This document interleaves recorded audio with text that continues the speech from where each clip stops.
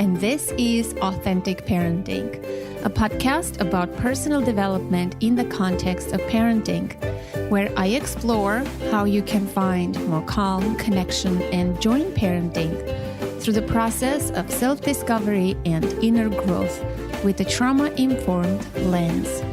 I'm a parent educator, and my mission is to help children by helping parents.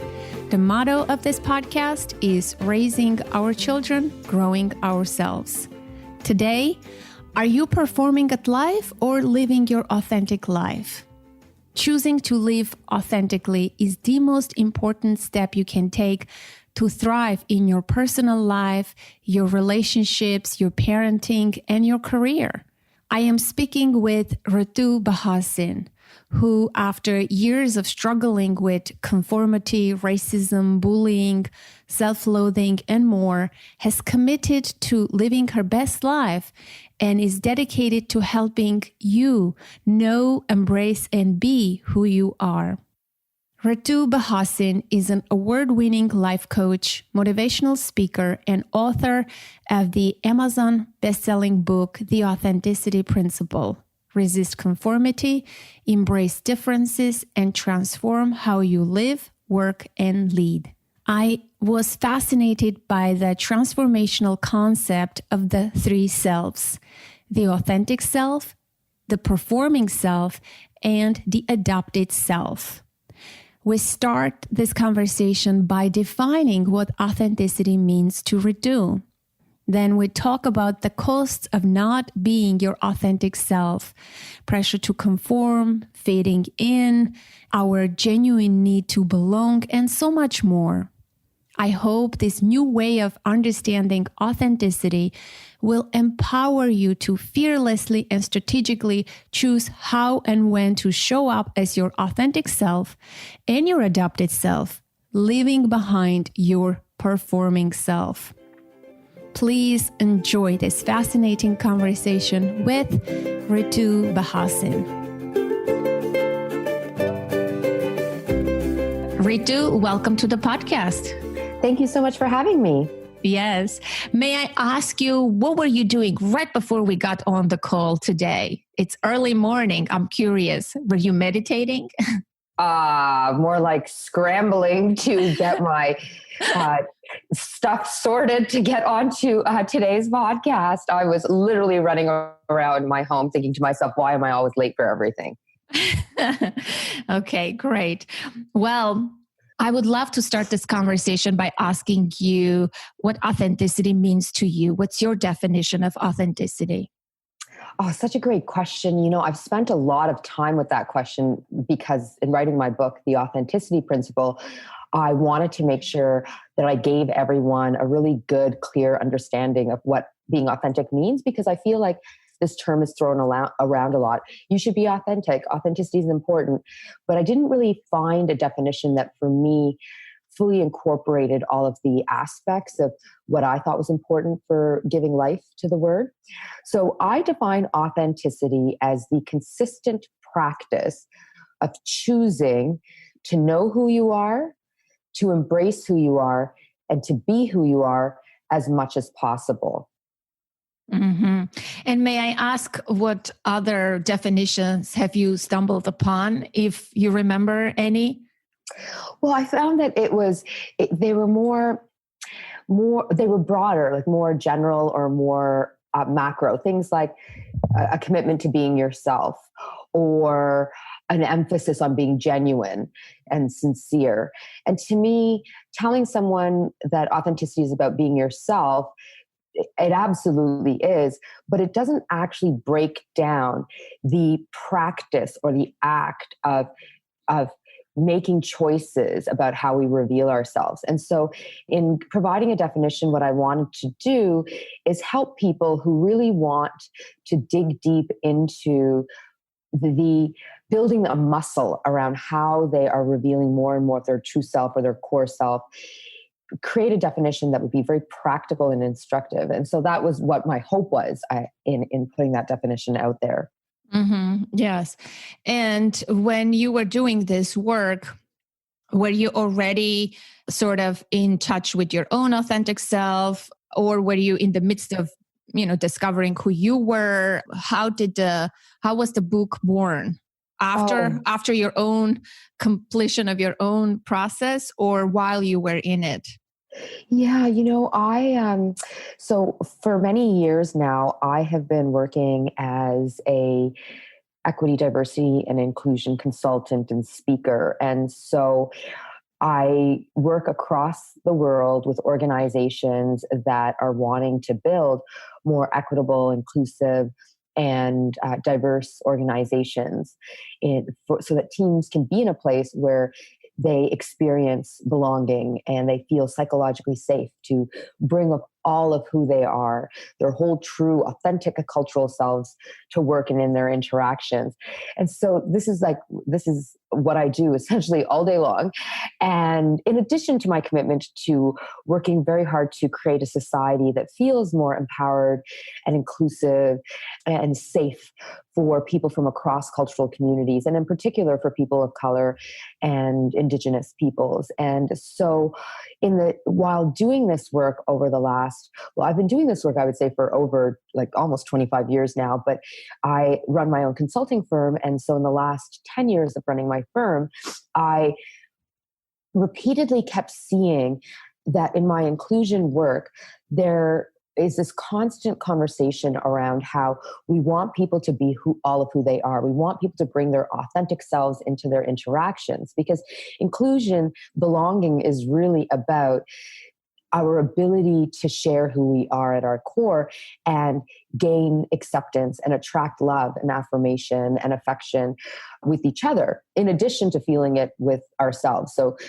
for example, I talk a lot in my book and in my videos and blogs about how we need to be authentic with ourselves first and foremost before we can do this with others. Anyhow, in the context of doing this work, I realized, there is a real need to talk about what it means to live authentically and work authentically and lead authentically and parent authentically and more, coach authentically and inspire authentically and so much more. And Ritu, what's happening for you and how are you doing this? And along my journey of doing all this inclusion work, and I can talk a little bit more about what inspired me to get into it, I essentially realized that I had gone through a transition in my life. And so essentially, I'm born of Indian immigrant parents. My parents are from India. We're Punjabi by culture and Sikh by faith. My faith is called Sikhism. I'm a Sikh. Mm-hmm. And so my parents immigrated to Canada. I'm Canadian over 50 years ago, and I was born here along with my siblings. I have the quintessential immigrant story where my parents came with next to no money, $100 in their pocket. We were really working class and then lower middle class, and my parents worked very hard to get us up the class ladder. But I essentially grew up first in inner city Toronto. But when I was around the age of 11, my parents made the very strategic decision to move us outside the city to a suburb that was essentially the whitest place that they could move us to. And it was a very affluent neighborhood. And they did this wearing their good parenting hats because they wanted us to have better access to high quality education. And as brown-skinned kids growing up in white Canadiana, they wanted us to access opportunities and social networks that they didn't have access to as new immigrants. And they wanted us to learn how to shift cultural codes. So, and of course, all of that happened. I wouldn't be on this podcast with you today, Anna, had it not happened, because I wouldn't have written a book. I wouldn't have done this work. I truly believe that I wouldn't be here were it not for that important parenting decision they made. However, in making this decision, they moved us to a neighborhood where I was the only brown girl in my class, only a child of color in my class. And then one of only a few kids of color in the grades following. And so I experienced years of relentless childhood bullying, which was extremely traumatic. And then...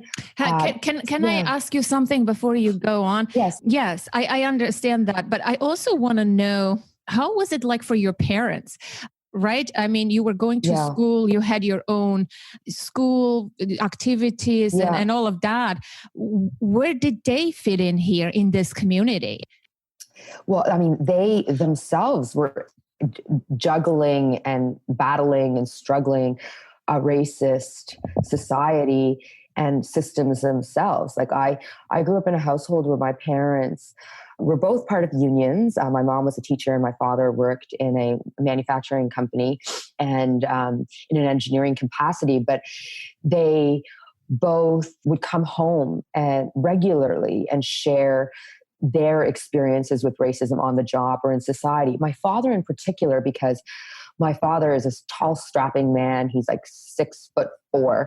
He wears a turban, has a beard, and so just visibly looks really different and very striking. And so for him, racism was a daily experience out in society, let alone in the workplace. And they were new to the country. So I was born.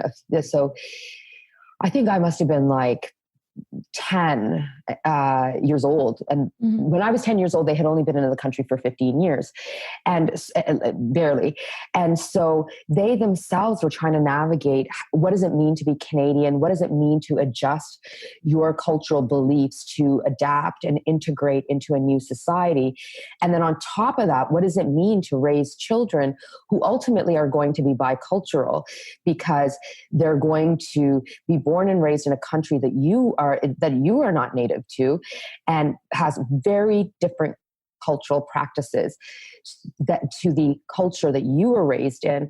And so I think for them, it was a constant struggle of how Canadian, in other words, and when I say Canadian in particular, like how Anglo, how white Canadian do we socialize our children to be or to embrace, like so to what extent do we have our children embrace these white Anglo-Canadian ways of being versus having them embrace the very brown Indian-centric ways of being that they were immersed in. And I know it was a constant struggle for them because they would say so, but also there was a lot we battled a lot, and I was the eldest as well. And so, and I'm sure you can already pick this up, everyone. I was a spirited and a strong-willed young child. I was chatty, I was feisty, I was sassy, and not, by the way, in alignment with how young little kids are in Indian culture, let alone young little girls. Like in Indian culture then and even now, we're a very group-focused culture, very collectivist, and also very much high hierarchy. So if you look at the cultural dimensions of behavior, so how cultures around the world are socialized, the majority of people, the children in their communities, to follow certain ways of being. So for example, in the US and Canada, highly individualistic countries. India, countries across, actually, most of the countries around the world are very group focused and are also very high hierarchy.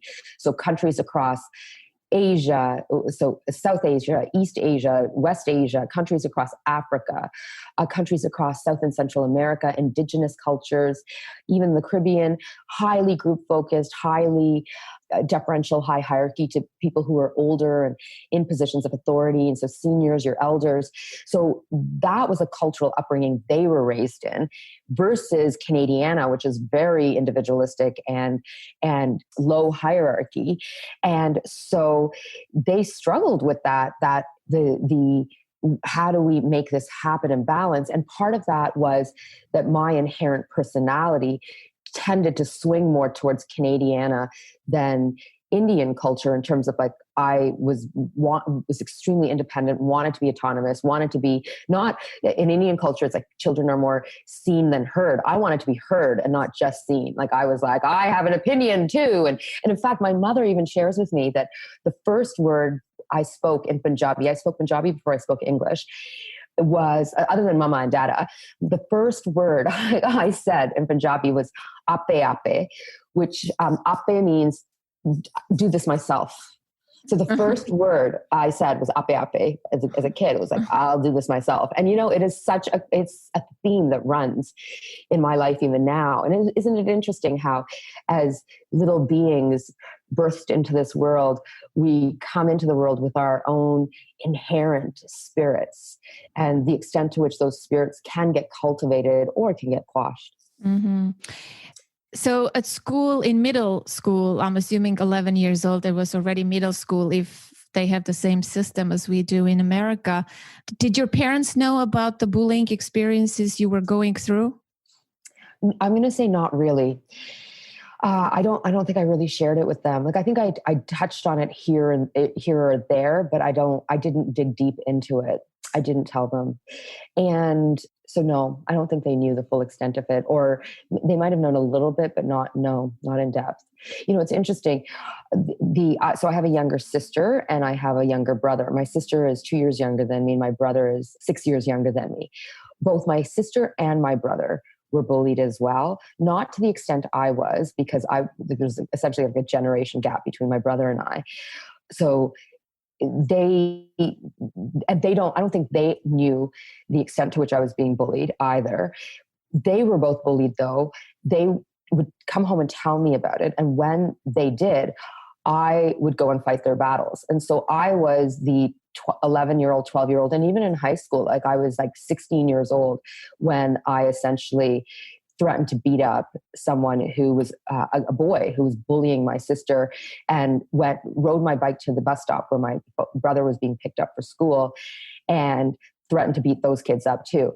And so they talked about their bullying more than I talked about mine. And, I think, what's so interesting, Anna, is I don't recollect why I didn't talk a lot about it. So I don't have that memory. I don't have that understanding, but I sense that it was about shame.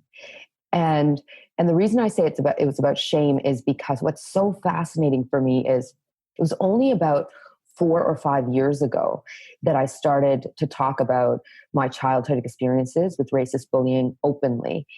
I always knew they had happened, and how do I know that they happened?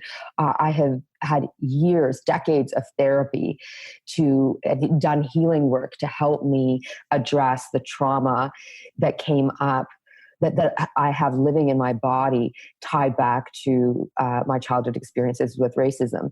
So I knew that the bullying had had a profoundly adverse impact on my self-esteem, self-confidence, and more. I knew that. And I talk a lot about this in my book as well, how essentially the bullying led me to suppress my authenticity and to conform and mask who I was as a child and then as an adult in order to gain social acceptance, which of course changing who you are to fit in will never replace actual belonging, but we can talk more about that. But I only 5 years ago started to talk about my experiences with bullying, and I vividly, even as we're speaking, in my mind, I can see I see the video playing of the moment that I did it. So I'm a professional speaker, and in one of my speaking engagements, suddenly I started to talk about it, and as I was starting to talk about it, I even feel the emotion coming up now. I started to cry as I was sharing it to a large audience, and as I shared it, like this is what it looks like to live authentically, right? Like for all of us, as we share our truth for the first time, it just is emotional and overwhelming. And there's so much fear running through our blood and our bodies, and our nervous systems are activated, and the fight, flight, freeze response is kicking in, and yet I'm self-coaching and saying you can do this, and it opened up the door as I continue to talk more and more about it, and then of course talk very openly about it in my book, and now I talk about it everywhere, because isn't this what authenticity is all about? When we consistently practice consistently practice choosing to put our true selves out there, we build the muscle, and things that felt so frightening to share 5 years ago, it's like I can talk about this to anyone and in depth now. The shame that was holding me back, even as an adult, even though I had done a lot of healing work around it. So I think for me, not sharing it with my parents had to do with shame. I'm also going to throw out there, though, and I'm sure this will resonate with a lot of your audience. As children, when we see our parents being burdened and saddled with their stresses, from a young age, we also learn, I don't want to add to my parents' stress. And I suspect some of that had to do with why I didn't share more. Yeah. How about now? Do they know that to the extent that you do your public speaking and share in the book and all of that? Yeah, absolutely. They do. I mean, I talk very openly about, they've read the book, but also more importantly, I do talk about it. And actually, more importantly, I talk about my experiences with racism now as an adult very openly as well. So they're more abreast of it. It's interesting because I think a lot about my parents' way of parenting in the context of who I am and where I am now as a person, because I'm highly self-reflective and I'm a seeker. I want, as Brene Brown says, I'm in the arena doing the work and fighting the fight so that I can be the best me. And I very much understand how the best me is directly tied back to things that my parents did to help us be good people. I also am very mindful of things that my parents did or ways that my parents parented that have hurt me.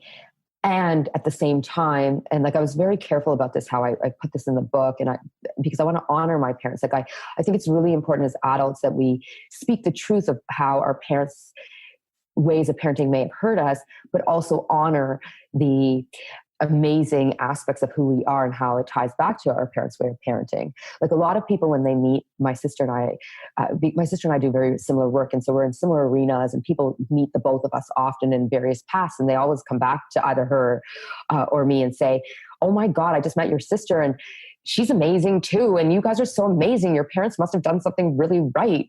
And your parents must be so proud." And it's interesting because even though I want to bitch and complain about them often, I'm yeah, they clearly did something really good with us. And because here we are as two people who are so committed to our own self-growth and healing and helping to heal the world and more. And so I can't imagine, Anna, what it must have been like for two brown people who visibly looked so different, my dad in particular, to come to a country that was immersed in racism and white supremacy in the early 70s with next to no money, thick Indian accents, incredible academic credentials and expertise that were minimized because they weren't from a white educational system, and then have children and raise their children with all of the barriers and challenges that they experienced and confronted. And even as I'm sharing this, as you can see, it's making me emotional.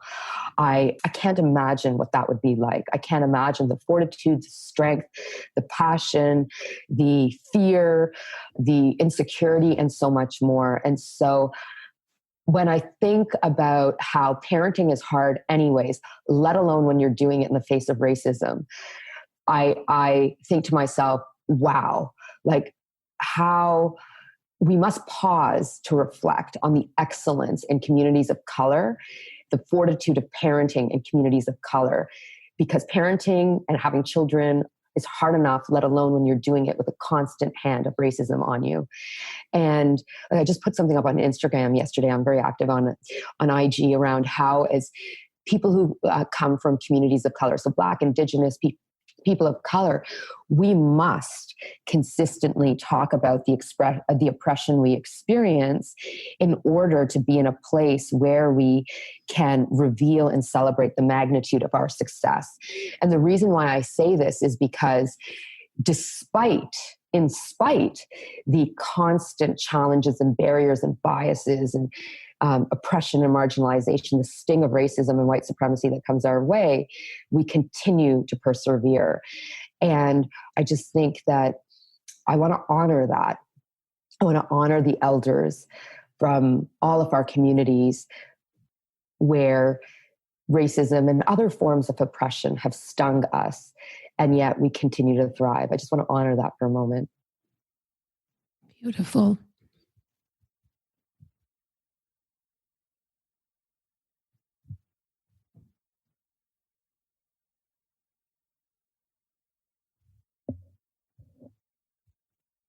Oh, that's even I have to say, just taking a breath.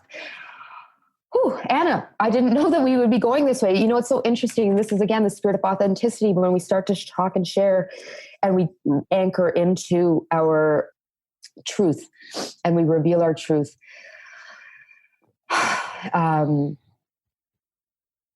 it's so powerful, so powerful. Yes, it's emotional stuff. I can tell that it made you very emotional.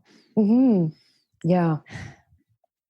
So shifting gears, since it's a podcast, we have to unfortunately move on. No. And, if it was a real conversation, we would stay. But I have to ask you about the 3 selves that you talk about in your book. Mm-hmm. Yes. Can you talk about the 3 selves? Sure. So the 3 selves is an extremely important framework that I developed as a way to breathe life into this advice. Be yourself. You should just be yourself. And I found that advice, be yourself, to be important advice, but not practical enough. And so it's not practical enough. And also, how do you be yourself when we are part of a society, we are part of workplaces, we are part of family relationships and dynamics where we constantly fear judgment? So based on my work and research in this space, I can tell you that it's the fear of judgment, the fear of bias, the fear of negative consequences, the fear of people taking their love and affirmation and affection away that causes us to suppress our authenticity, to push our differences down, what makes us unique down, to alter our behaviors in a way that doesn't feel good to us, or to mask aspects of our identity. And so how do you be yourself in the context of that constant fear of like, I'm going to be judged and you're going to take your love away? So this is how the 3 selves was born. And why don't I just take us through the framework? And I want to just acknowledge that there are 3 selves. Each of us has each of the 3 selves. And as I'm sharing these 3 selves, maybe your listeners, you can be thinking about what's happening for you in each of these 3 selves. So the first self, that's the most important self, and in fact, I call it the zone. It falls in what I call the zone of empowerment, is the authentic self. I define the authentic self as the self where, if there were no not negative consequences for your actions, this is who you would be. This is how you would show up. And so this is how you would speak. This is how you would emote. This is how the words you would use, how you would dress or appear, the content you'd share, and so much more. It's the good, the bad, and ugly of who we are. But because it's the truest reflection of our core self, it feels the best to do. And so the question I often ask people is, so to what extent are you living as your authentic self in all of the spheres of your life? So in your personal life, in your family life, in your work life, and in your relationship with yourself. So to what extent are you being your authentic self? The third self, which is on the other side of the continuum, so on the other side of the framework, is what we call the performing self. The performing self falls in what I call the zone of disempowerment.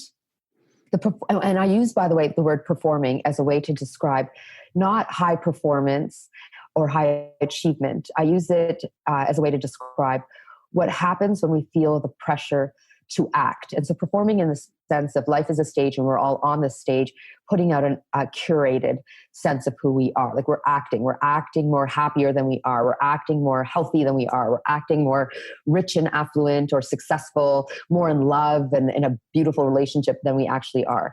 Sometimes the opposite, sometimes playing the victim too, not necessarily performing to show that we're rich and we're on vacations and all of that, but sometimes people just minimize what they have. Do you agree? Right? That happens. Yeah, that happens too. I actually find that happens too. And in fact, there's a mix of things happening for people. I mean, as we know, every person has their own experience. I have found though that as adults, there's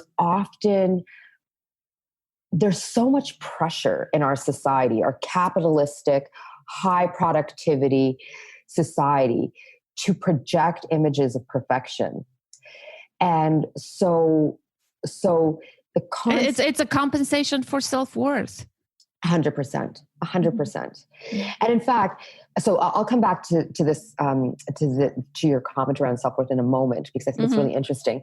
So as the performing self, you feel like you don't have a choice, but to change how you are, or how you like to behave, and mask aspects of your identity in order to fit in. And I'm putting fit in quotes because because fitting in is, again, not the same as belonging, but fit in, to have the door of acceptance opened up.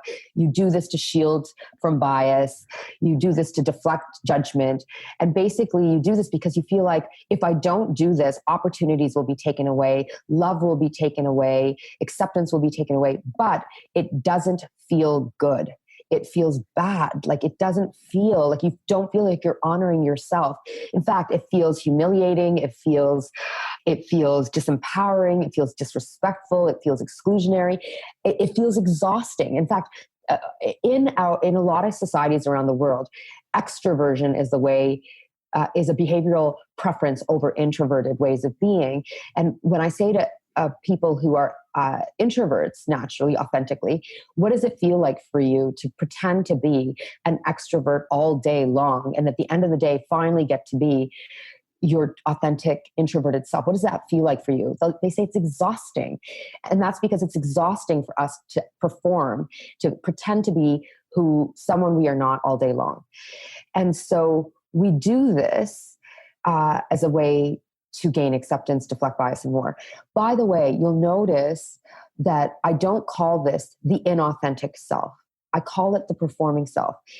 In my book, very deliberately and mindfully, and by the way, in all of my work that I do, like in my videos, my blogs, all the stuff you'll see online, my social media, I never use the word inauthentic, like never. Like, why? Because to me, the word inauthentic has negative connotations attached to it.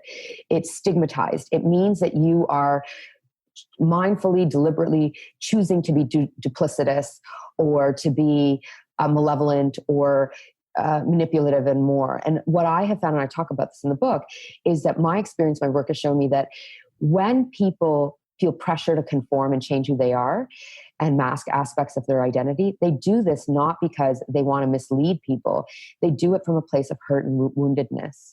They do it from a place of feeling unworthy, feeling unlovable, feeling like they don't deserve, they don't have the right, or they're not good enough to be who they are. It comes from a place of woundedness and hurt and pain. And so for me, attaching a word that has negative connotation to the act of trying to basically hide your shame it reinforces stigmatization. So I stay away from the word inauthentic, and I deliberately use the word performing. I like that, actually. Yeah, I think it's really important because like, we have to honor. So in this work, in this journey or exploration around how do we teach people to be more authentic, how do we cultivate authenticity in our children, we must honor that hurt and pain and shame and all of that, it's part of our human experience. But if we attach negative labels to these experiences, it's going to reinforce the experiences of shame and unworthiness and more. So that's the performing self. And then the third self, the final self, it's the self that actually falls in the middle of the authentic self and the performing self. And by the way, I have a blog at my website, ritubhasin.com, about the three selves that lays out the diagram if you're interested in checking it out. So you can just check my site. The second self, or the middle self, is what we call, or what I call, the adapted self. The adapted self is a really powerful self that we have not explored before in this way or heard about in this way. And yet I think it's so important. It's important because when we spend time exploring the adapted self, we start to see, wow, I actually have more agency, so choice over how I can behave. It feels more empowering now that I know that I have more choice over how to behave. I'm actually, secondly, behaving more authentically than I thought I was, because it's a choice to be the adapted self. And I'm doing this quite a bit. And maybe I am being more authentic than I thought. And it's a really safe place to stay if you feel fear judgment. But it's also a safe place to practice playing, to moving over to more of being your authentic self. So the adapted self is a self that says, okay, I'm looking on one side and I see the performing self over there in the zone of disempowerment. You're right, Ritu. It feels awful to do. I'm going to do this as little as possible after today. I'm going to pay attention, pull myself out of the performing self. But then I'm looking on the other side of this framework and I see the authentic self, and I can't be authentic 100% of the time. And this is 100% correct. I after all my research, and for my book, I interviewed 55 leaders from around the world across disciplines. And every single person told me, like, I can't be authentic 100% of the time. And that's because no one can. And the reason for that is we live as human beings, as animals. We are highly communal. We live in societies, and we need mechanisms of social control to keep us regulated and organized. No one can be authentic 100% of the time. And so the adapted self is the self that says, I'm going to willingly, happily choose, both consciously and unconsciously, to adapt my behavior, to adjust my behavior, to meet my needs and the needs of others. It's willing, it's a choice, it still feels good to do, which is why it's in the zone of empowerment still. It serves me and it serves the needs of others. And a lot of us are adapting all day long. So for example, let me give you a quick example. I cuss like a pirate, but we're doing a podcast. And I know on podcasts, and when I'm public speaking, for example, professionally speaking, cuss words, not appropriate. So the authentic self would prefer to cuss. Like many times I've been like, oh, I want to say that. No, don't say that. And so the adapted self says, no, I'm going to choose to not cuss here because it serves me and serves you and it serves your listeners. And so, or for example, with my parents, there are many times my authentic self would want to say to my parents, I would want to just basically say things to them very directly about how I disagree and whatever. But I know it's more important for me to adapt how I speak with them because it will hurt them. And and so as a parent with your child, your authentic self may be that you want to like yell and scream and tear a strip off your child, but your adapted self is like, it will hurt my child to do this. So I will adapt my behavior to both to serve my child and not hurt them, but also serve me because I can still get out my message, but in a different way. We are adapting all day long, but really spending time to understand where the adaptations are happening is critical. Mm-hmm. The last thing I'll mention here is the difference between the adapted self and the performing self is how you feel. The adapted self feels fine. The performing self feels awful. Yeah, not self-neglect, right? You're speaking about you can adapt, but not to the degree that goes into the complete extreme of performing self that you completely self-sabotage and self-neglect. You got it. Right? Mm-hmm. Perfect. You got it. Yes, that's exactly right. And so if I may tie this back to parenting, I talk about parenting a little bit in the book, but more what I say is that as a parent, this 3 selves framework is really important for you and your capacity to understand what's happening for yourself as it relates to authenticity, but also in how you teach your children about honoring who they are and cultivating authenticity as part of your child's spirit.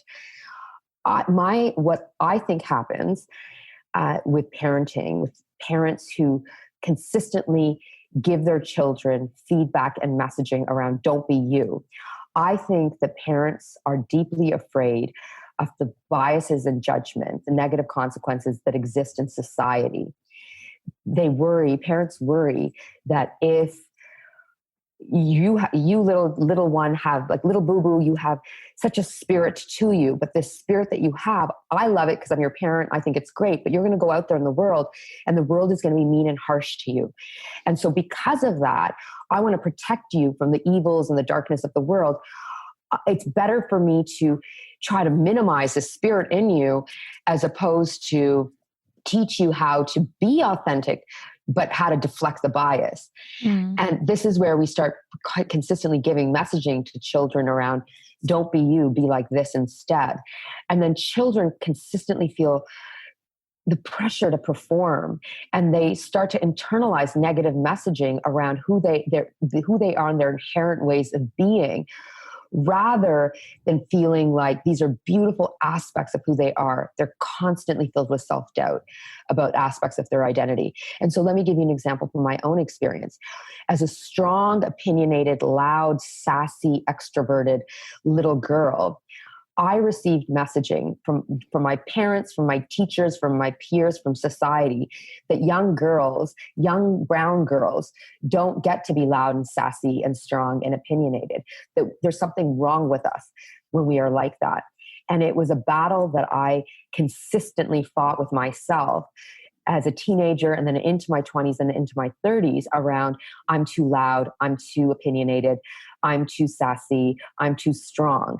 And now, I'm in my 40s, I'm 45, and I'm like, to F that noise. And actually, I was already F that noise in my 30s. I was like, this is sexism, this is racism, this is elitism, I could go on and on. This is the intersection of what oppression looks like.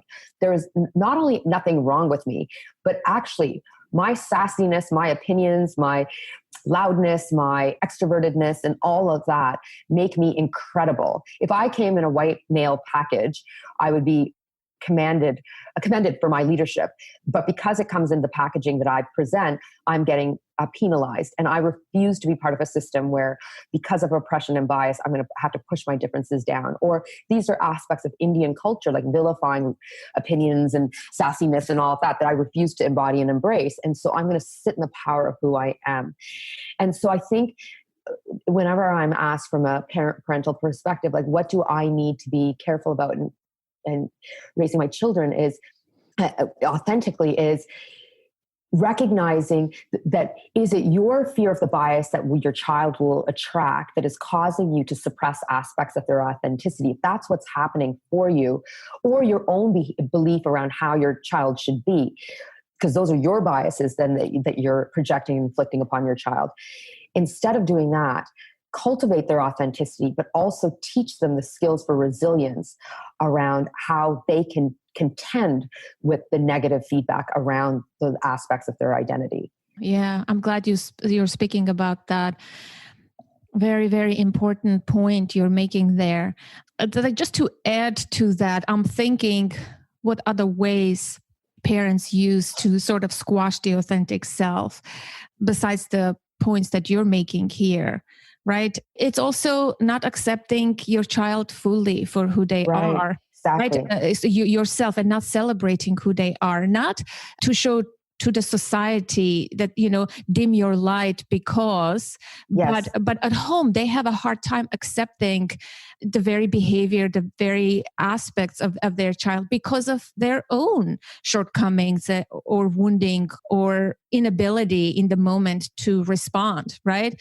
A lot comes down to acceptance, I feel like. Yes. A pressure to perform, because as a society, like you mentioned, Canada and United States in particular, we put a lot of emphasis on achievement, performance, success, right? That's success. If you are high achieving, performing, you're making money, then you're good. You're measuring up, good behavior, right? This is valued in our culture, sadly. And in doing that, you're neglecting yourself to conform, to perform.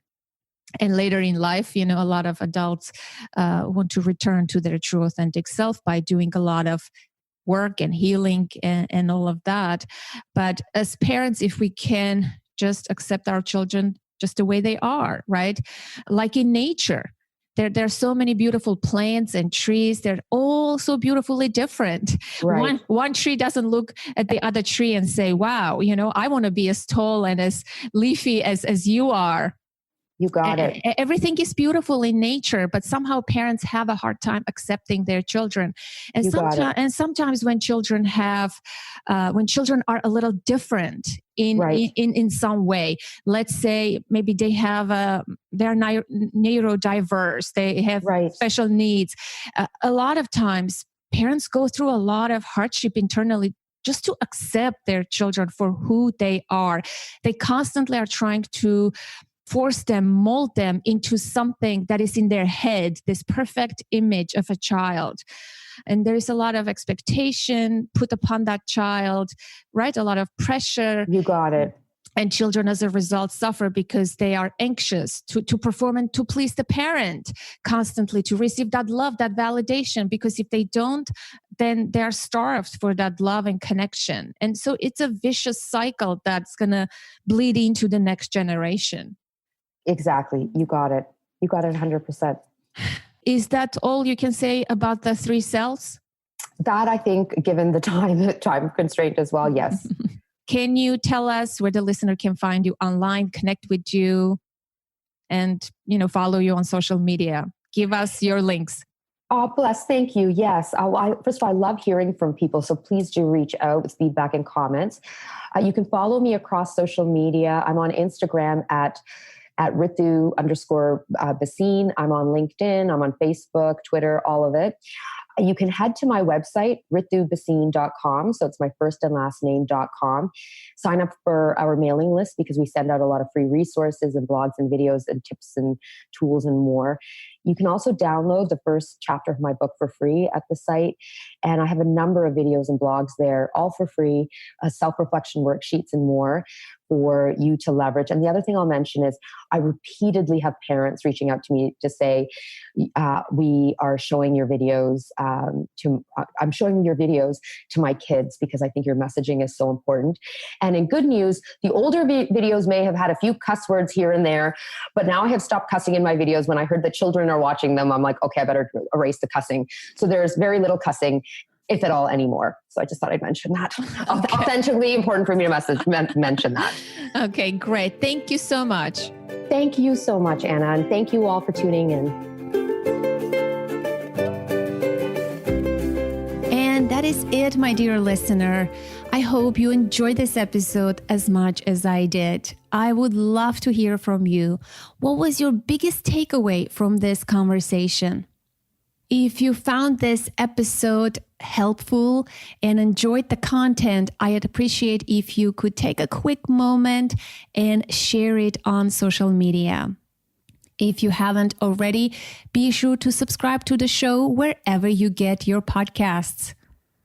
Until next week, connect to the present moment, to yourself and your children. I am Anna Seewald. Thank you so much for listening.